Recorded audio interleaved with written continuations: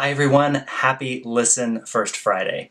My name is Michael Ashford. I am the host of the Follow-Up Question podcast, where I interview people from all different backgrounds and perspectives in an attempt to help us find ways to find common ground.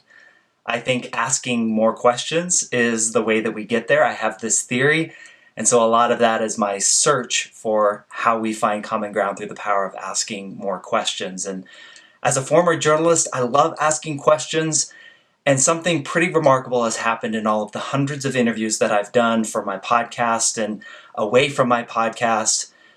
The thing that the most self-aware people do, the process that the people who are most adept at listening and finding common ground, the process they go through involves these three steps in this order. The first, they ask questions about themselves. They get introspective. They dig into the deeper meaning behind why they believe the way that they believe.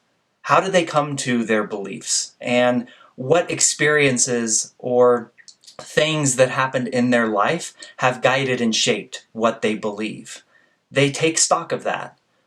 Then they ask questions about others.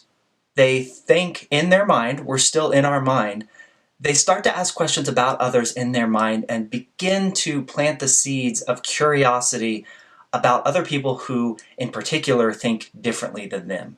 They ask questions like, why do they believe differently than I do? And it can't just be the surface level or the binary, they're wrong and I'm right. What experiences do they have that might make up a different view of the world than my own?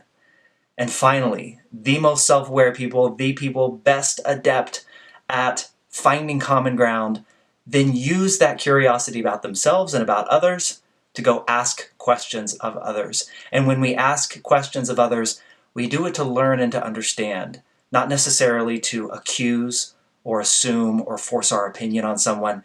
We ask questions because we're genuinely curious about finding out their true life path. It informs our decisions as well, and it also reveals to us the places where we can find common ground.